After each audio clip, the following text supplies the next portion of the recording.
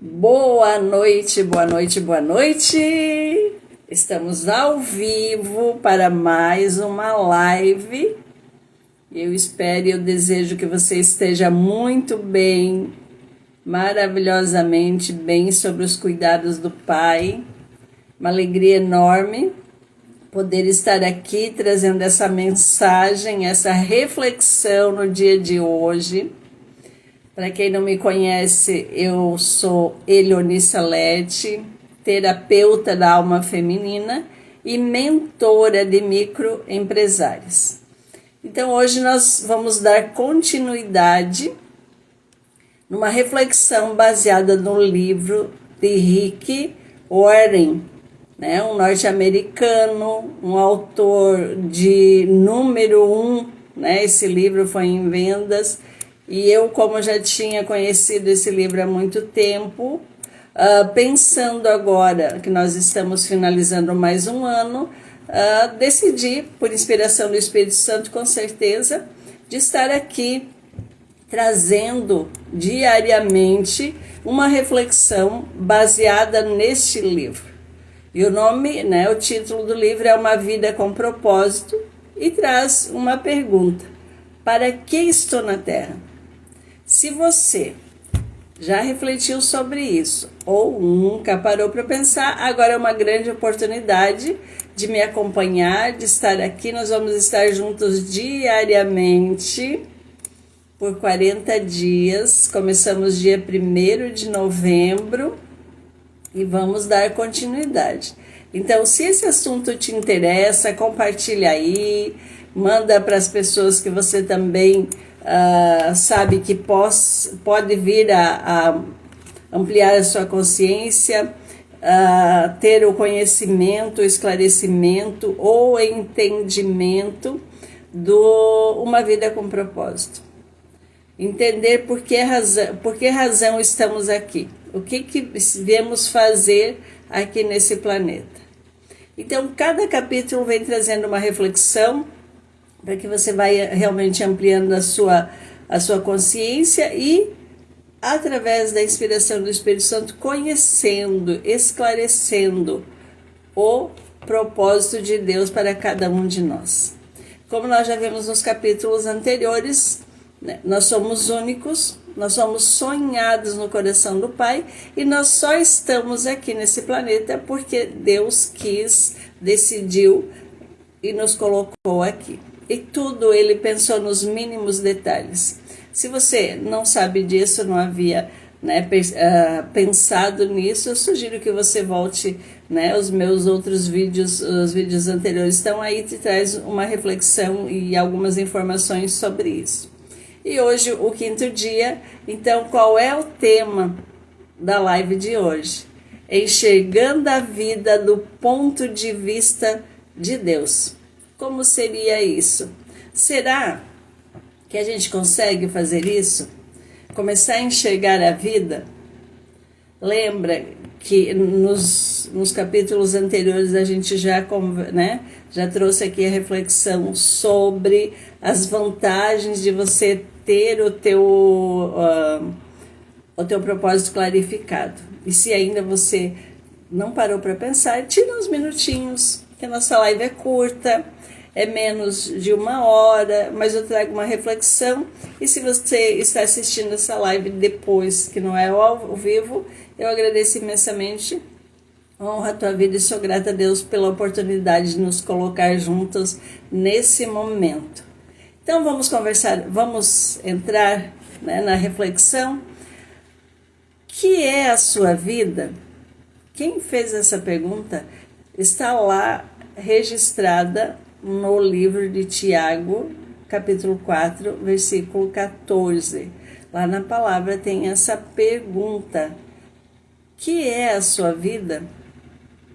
Deus sabe qual é a minha vida, como que é. Foi Ele que me trouxe aqui, foi Ele que te trouxe. Se você é cristão, se você não é, também, né, te convido para fazer essa reflexão, para estar alinhado aqui no que traz a palavra e no que nós vamos conversar no dia de hoje. Você já parou para pensar nisso? Então, se você acha que é interessante esse assunto, compartilhe a nossa live. Então, como é? Como que é, né? A nossa vida, ela é formada exatamente do jeito que eu enxergo ela. E quem já me acompanha há mais tempo,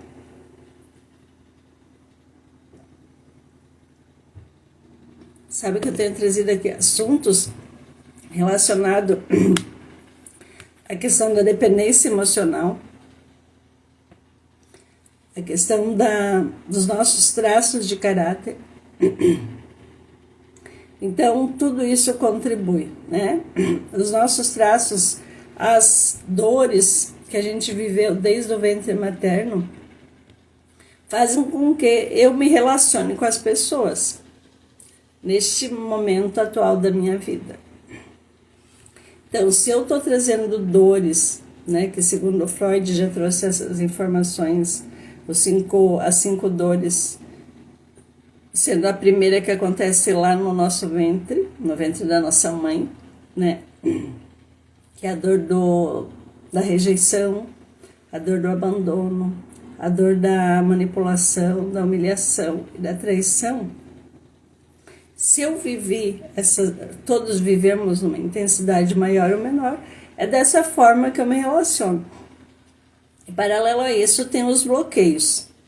E é com isso, então assim, ó, a nossa vida, a nossa personalidade, o nosso relacionamento é formado a partir de como eu me enxergo, porque daí é a minha autoimagem. Se eu não sei qual é a minha identidade, eu venho me relacionando e me enxergando conforme as pessoas me enxergam também. E muitas de nós, desde a infância, muitas vezes a gente escuta, você é burro, você é feio, você é baixinho, você é alto, você é gordo, e a gente vem com essas informações, você não é capaz de fazer nada direito. Então, tudo isso é da forma que a gente se enxerga. Então, quando a imagem que eu vejo no espelho, a minha autoimagem, estão relacionadas com todas as dores que eu vivi desde o ventre materno. Então, assim, ó, se você determina isso, você se vê desse jeito, obviamente que você vive assim, então a tua vida também é assim. Então, a perspectiva, né, a perspectiva que eu tenho que vai influenciar todas essas informações que eu trouxe desde do meu ventre materno, que vai influenciar no meu relacionamento com as pessoas. Certo? Tá fazendo sentido para você? Você tá entendendo? Espero que sim, né? Que isso faça sentido para ti. Seja bem-vinda, fique à vontade, minha querida. Então, agora para a gente compreender um pouco mais. Muitas pessoas, não sei se você já se questionou, ou as pessoas dizem assim, como você vê a vida?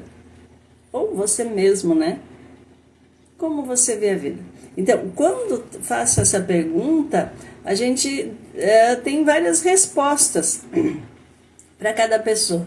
Né? Cada uma de nós tem um tipo de resposta. Eu vejo a vida assim, vejo. Então, você sempre vai ter. Para muitos, a vida é muito ruim. Para outros é mais suave, é mais tranquilo. Então, na verdade, assim, tem gente que acha que a vida é um circo, ou é um campo minado, uma montanha russa, um quebra-cabeça, né?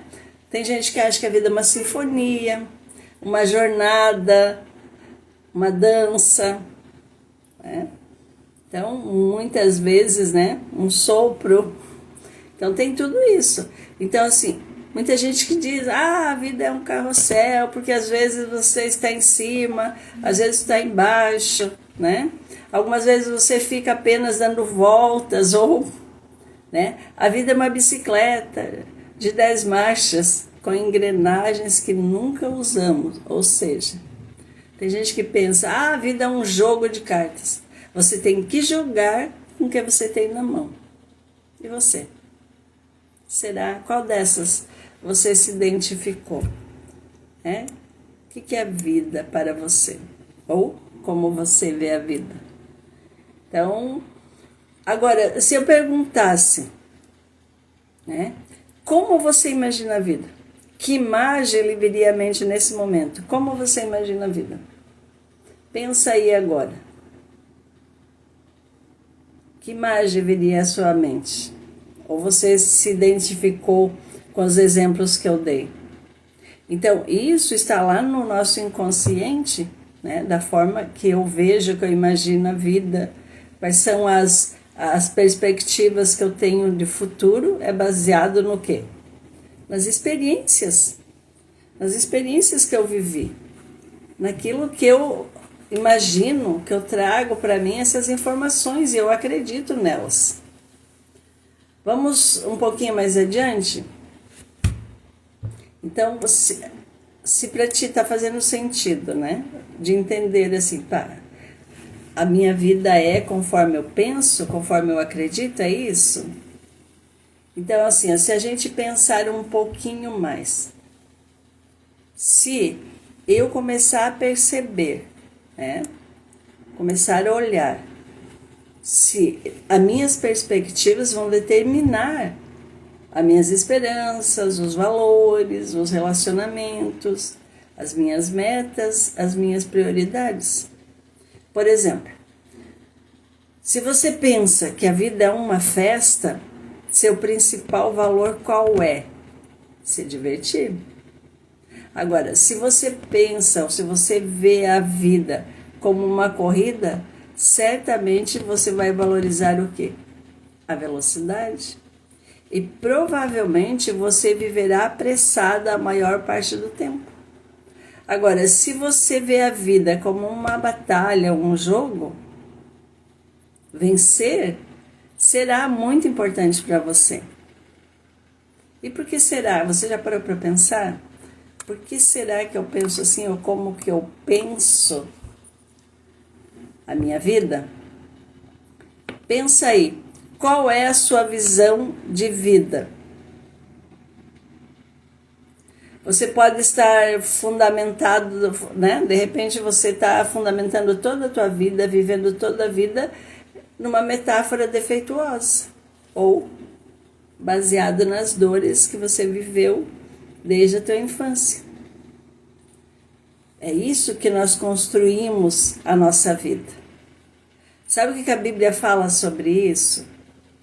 Lá em Romanos 12:2 diz: não vivam como vivem as pessoas deste mundo, mas deixem que Deus os transforme por meio de uma completa mudança da mente de vocês. Assim vocês conhecerão a vontade de Deus. Olha o que Paulo já escreveu para os romanos. Porque se você não sabe, se você está confuso, por que é que você está aqui nesse planeta e tu vive a tua vida a partir das dores, das experiências que você viveu desde o ventre materno, aí você se relaciona com as pessoas desse jeito. Mas lá em Romanos 12:2 diz: não vivam como vivem as pessoas deste mundo, mas deixe que Deus os transforme por meio de uma completa mudança da mente de vocês. Assim vocês conhecerão a vontade de Deus. Ou seja, né? Como é que você está vivendo a tua vida? É nesse sentido que Paulo trouxe esse esclarecimento. Se eu não vivo conforme o propósito, se eu não sei qual é o propósito de Deus para a minha vida, eu vivo o quê? A partir do quê? Das experiências que eu tenho vivido neste mundo. A Bíblia oferece 3 metáforas que nos ensinam a visão que Deus tem da vida. Vamos entender um pouquinho? São metáforas, né? Para a gente entender. A vida é um teste, que a vida é uma incumbência de confiança e é uma atribuição temporária. Então, essas ideias são o fundamento dirigido por propósito. Ou seja, são fundamentos da vida. Se você vai viver uma vida com propósito, se você ainda não conhece o seu propósito, né? Você, que já foi falado lá no segundo capítulo, que como que é uma vida, as vantagens de você conhecer o teu propósito. A primeira coisa, então, vamos pensar aqui no que fala a vida na Terra é um teste. Por que será? Né? Vamos entender isso? Essa metáfora da vida, ela é vista nas histórias relatadas em toda a Bíblia. Fundamentada, né? Deus continuamente prova as pessoas quanto ao caráter, à fé, à obediência, ao amor, à honestidade e à lealdade. Então, palavras como provações, tentações, refinar e testar ocorrem mais de 200 vezes nas Escrituras. Você sabia disso? Deus provou Abraão ao lhe pedir que oferecesse seu filho Isaque. Deus provou Jacó quando ele precisou trabalhar 7 anos a mais para obter Raquel como esposa. E você? Percebe que já foi provado também? Por exemplo, Adão e Eva foram reprovados no teste do Jardim do Éden. E Davi? O rei Davi falhou diversas vezes ao ser submetido a provas de Deus. Mas a Bíblia também nos dá muitos exemplos de pessoas que foram aprovadas a importantes provas. Por exemplo, José do Egito, Ruth, Esther, Daniel. Esses foram realmente aprovados, foram testados, mas também foram aprovados. Se você não conhece a história, leia lá a palavra. Quem foi José do Egito, o que ele viveu, o que ele fez. Esther, Daniel. Por que a Bíblia diz que eles foram aprovados, né? Então vamos lá. Todos esses testes servem para quê? Para manifestar o caráter da pessoa. E a vida é um teste, né? Tem vários exemplos aí. Que muitas vezes, né, dá dinheiro para alguém, você saberá qual é o caráter da pessoa, né? Como vai se manifestar isso no popular aí. Então, mas Deus, por que Deus nos testa? Ele faz isso constantemente com todos nós. Todo momento nós somos testados. Então, pensando nisso, né? Vamos ver em que momentos mais. Deus nos testa, até observa a mais simples das nossas ações. Tem o Salmo que fala sobre isso. Então, por exemplo, até quando, né, nós abrimos a porta para alguém, pegamos o lixo que foi jogado no chão, quando somos educados com alguém, ou nós estamos sendo testados. Então, tem a passagem bíblica que fala disso também. Como que eu te conhecia, onde que eu dei de comer, ou deixei que você, né, a conversa com o Senhor. Mas vamos só ficar aqui para a gente entender um pouco mais, assim, para não sair, né? Então, na verdade, é assim, não conhecemos todos os testes que Deus irá aplicar. A gente não sabe por antecedência, mas alguns deles nós podemos prever, baseados na Bíblia. Se você conhece, você sabe, né, por que teste você passará. Então, você será testado primeiro por grandes mudanças na tua vida que você precisa fazer, promessas adiadas, problemas insolúveis, orações não respondidas, críticas injustas e até mesmo tragédias sem sentido. Essas são uma das provas, dos testes que muito nós vivemos. Então Deus também, eu percebo que Deus testa também a nossa fé por meio de problemas, né? Como que está a minha esperança, pelo modo que eu lido com o que está nas minhas mãos, o meu amor, por meio das pessoas. Então nós somos sempre testados constantemente. Testados para ser aprovados? Não, nós já fomos aprovados.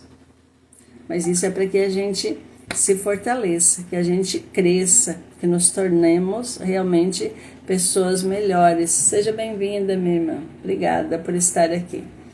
Então, um outro teste muito importante diz respeito à nossa atitude. Como assim? Se a gente não consegue sentir a presença de Deus, né? Então, os testes tanto desenvolvem quanto se manifestam o caráter de uma pessoa. Toda vida é um teste. Toda vida é um teste, né? Às vezes, Deus se retira intencionalmente e não sentimos mais sua proximidade. Ou nós nos afastamos também, muitas vezes, de Deus, né? Um rei chamado Ezequias passou por este teste. A Bíblia está lá em 2 Crônicas, diz assim: Deus desamparou Ezequias para prová-lo e para saber o que realmente havia no seu coração. Lá em 2 Crônicas 32. Outro que foi desafiado, que é muito conhecido, Jó. Jó perdeu tudo. Dinheiro, família, filhos, sua saúde, seu bem-estar. Por quê? Né? Então, quem era o rei Ezequias? Ele desfrutava de uma íntima comunhão com Deus. Só que a fim de testar o caráter, revelar uma fraqueza e prepará-lo para uma responsabilidade maior. Jó também, se você não conhece a história de Jó, muito interessante, tem um livro, né, dentro da Bíblia para você conhecer e querer saber um pouquinho mais como que foi o teste de Jó. Ele foi testado. Então, quando nós compreendemos que a vida é um teste, nós vamos perceber que nada é insignificante na sua existência. Mesmo assim, por exemplo, o menor acidente é relevante para o desenvolvimento, aquela coisa do caráter. Nada acontece por acaso. Ou a gente aprende, ou vale como experiência. Então, para vocês entenderem, né, as oportunidades que o Pai nos dá diariamente, para que a gente vai aperfeiçoando o nosso caráter. Por que nós somos testados, né? Porque Deus quer demonstrar o amor, para que a gente aprenda a depender de Deus. Está fazendo sentido para você isso? Você já havia pensado sobre isso? Já tinha essa informação? Mas a boa notícia é que quer que você seja aprovado nos testes da vida, né? Deus quer que a gente seja aprovado nos testes da vida. Por isso ele jamais, olha só, ele jamais vai permitir que a gente enfrente o quê? Testes maiores do que a nossa capacidade. Quem nunca ouviu isso? Deus nunca dá a cruz maior do que tua força. Exatamente. Tudo. Você, né, eu não sei as experiências de vida que você tem, mas tudo que acontece é para o nosso crescimento. E nada é além daquilo que a gente pode suportar. Lá em 1 Coríntios 10, 13 fala assim: Deus cumpre a sua promessa e não deixará que vocês sofram tentações que vocês não têm força para suportar. Quando uma tentação vier, Deus dará forças a você para suportá-la e assim vocês poderão sair dela. Olha o conforto, a esperança aqui. Então, se você está passando ou passou por algum desafio muito grande, saiba que Deus nunca desampara. Sempre está olhando e está só permitindo isso acontecer porque precisa. Se você conhece a história de José do Egito, que foi vendido pelos irmãos, que foi colocado preso injustamente, e ele se tornou o governador e salvou a família, além de vários povos, mas ele conseguiu salvar a sua família e dar a continuidade. Deus permitiu que ele vivesse tudo que viveu porque tinha um propósito maior para a vida de José. E José foi um homem de muita fé também, persistente, acreditando, sem saber. Ele não sabia o que Deus queria de fato dele. Ele não tinha esse conhecimento. Mas ele foi fiel. Ele aceitou, por mais difícil que parecia, você imagina, para um jovem ser jogado numa vala e depois ser vendido como escravo pelos próprios irmãos. Depois ser injustamente colocado na prisão e ficar lá por anos, e que os colegas de cela não falaram sobre ele para sair de lá. Mas ele nunca se desesperou. Você entende isso? Então, assim, para você refletir um pouquinho mais. Então, toda vez que você, né, nós somos aprovados num teste, Deus toma conhecimento e faz planos para recompensar na eternidade. Que muitas vezes tu acha, não, aqui foi injusto, né? Lá no livro de Tiago, 1,12 diz assim: felizes são aqueles que perseveram quando são testados. Depois de serem aprovados, receberão a coroa da vida que Deus prometeu aos que o amam. Vamos lá então para olha que como é confortante ouvir isso, né? Sim, muito confortante. Agora, o segundo, né? A segunda premissa que se tem, a vida na Terra é um cargo de confiança.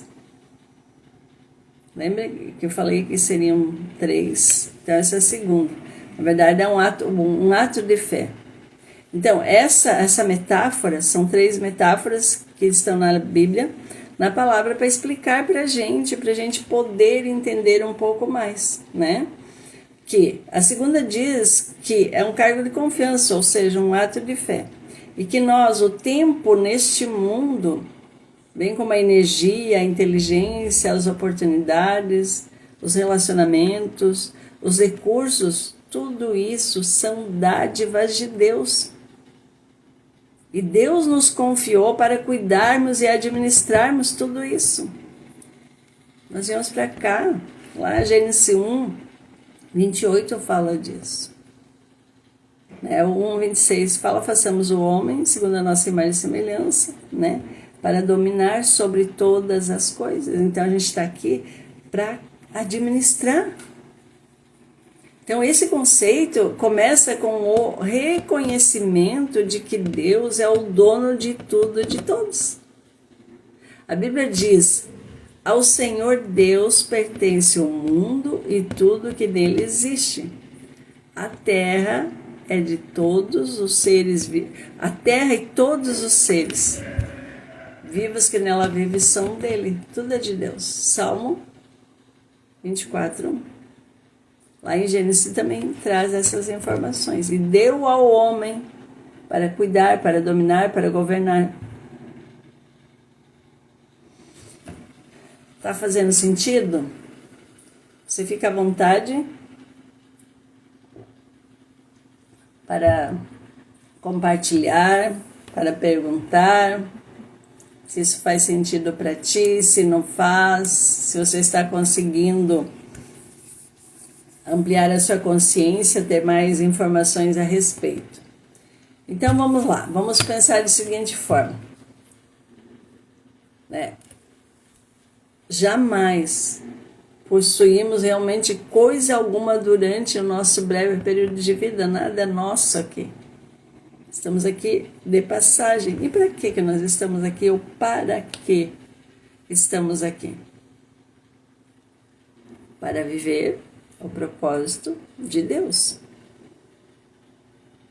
E por que a maioria de nós não sabemos disso e não vivemos? Então, aqui sempre foi, ele criou o mundo e criou o homem. Quando Deus, por exemplo, criou Adão e Eva, ele confiou a eles o quê? O cuidado da sua criação. Obrigada, minha linda. Minha irmã querida, abençoada. Então, quando Deus criou Adão e Eva, foi para quê? Para serem os administradores da sua propriedade, da terra. Porque ele criou tudo. E depois, no sexto dia, ele criou o homem. E deu a terra para o homem cuidar, a responsabilidade para viver e cuidar. E aí foi se espalhando por toda a terra. Aí em Gênesis 5 fala disso, de como que foram se espalhando, o que aconteceu, E aí ainda diz, que Deus abençoou. Também muitos e muitos filhos Deus deu. Espalhem-se por toda a terra e a dominem. E tenham poder sobre os peixes do mar, sobre as aves que voam no ar e sobre os animais que se arrastam pelo chão. Lá, Gênesis 1, 28. No capítulo 5, traz mostrando como que foi se espalhando a humanidade pela terra. Vamos lá. A primeira tarefa que Deus deu a nós humanos foi administrar e cuidar das coisas dele. Então, dessa função o homem jamais foi exonerado. Sempre, cada homem que vem para cá, vem com esse propósito de Deus, que é para quê? Para cuidar, para governar. Então, se eu estamos aqui não estamos governando, nós não estamos fazendo a vontade do Pai. Então, assim, isso é uma parte do nosso propósito atualmente. Nós estamos aqui para isso. Tudo que nós desfrutamos deve ser tratado como uma responsabilidade que Deus nos pôs nas mãos. Quer ver lá em 1 Coríntios 4, 7, diz assim, vocês têm alguma coisa que não tenha sido dado por Deus?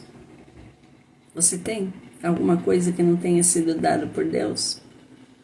E se tudo o que vocês têm vem de Deus, por que vocês se vangloriam como se tivesse realizado alguma coisa por si próprio?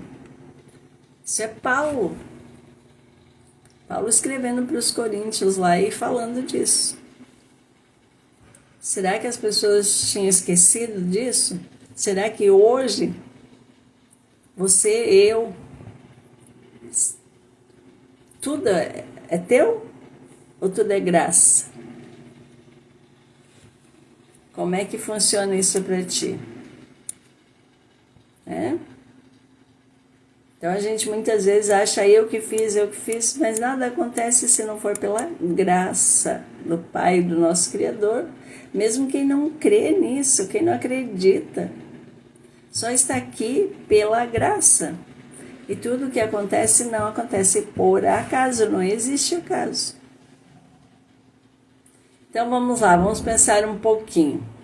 O que diz os nossos valores culturais, sobre essas questões? Se você não é o dono, não terá cuidado, Você cuida do que é seu.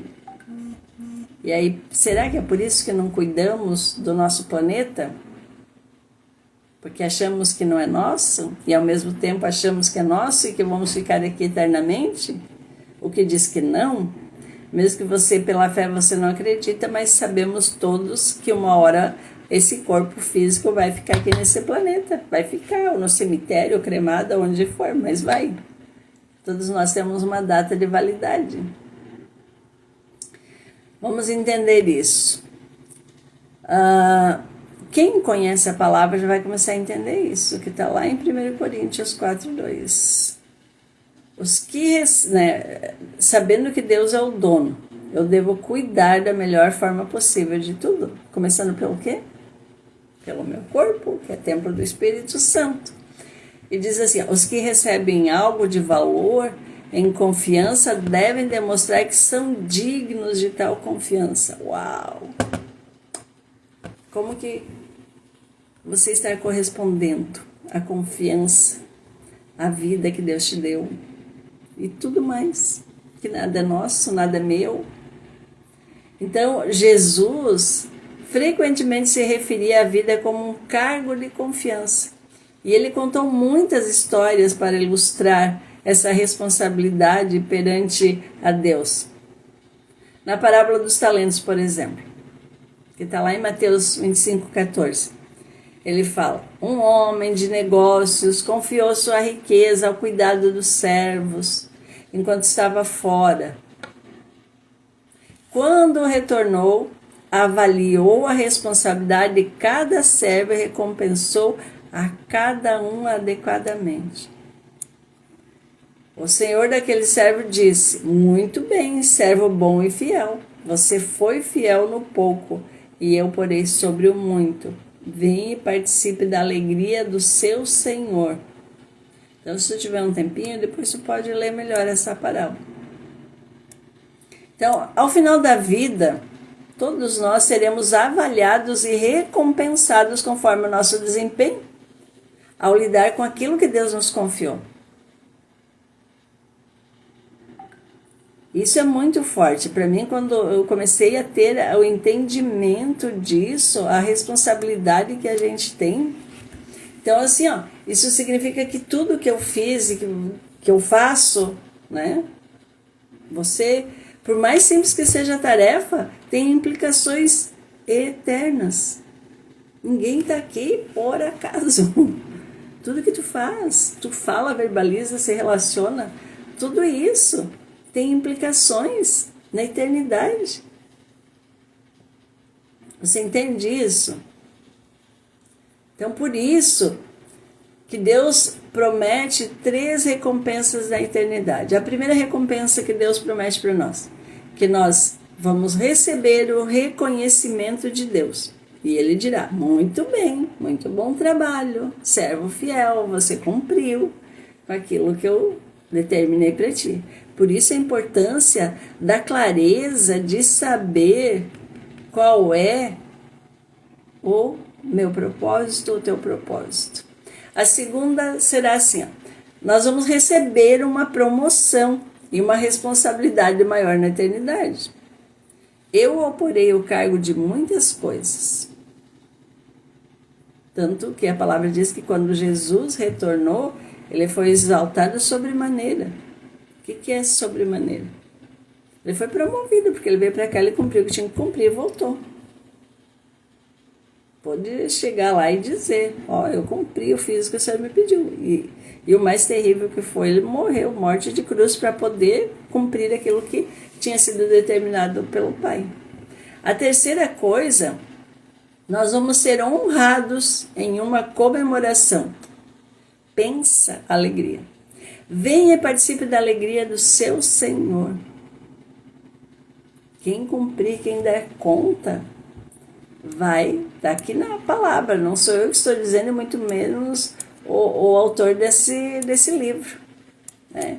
Ele fez pesquisa, ele buscou todo, muito conhecimento, muita conversa, muita experiência de vida para escrever isso.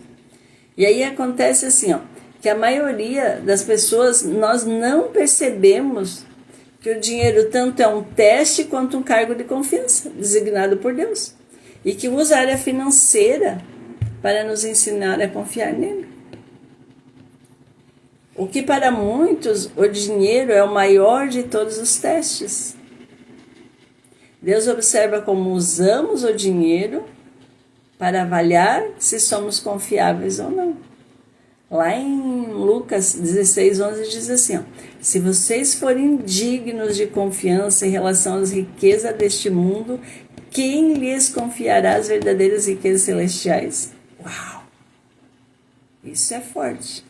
Se eu não sei administrar o dinheiro que eu tenho aqui, parábola dos talentos. Para um deu 5, 3 e 1. E como é que foi depois o retorno disso na prestação de contas? Então, isso é tão verdade que nós precisamos ficar atentos. Então, o modo que nós administramos o dinheiro, as riquezas deste mundo determina quanto Deus pode confiar em minhas bênçãos espirituais.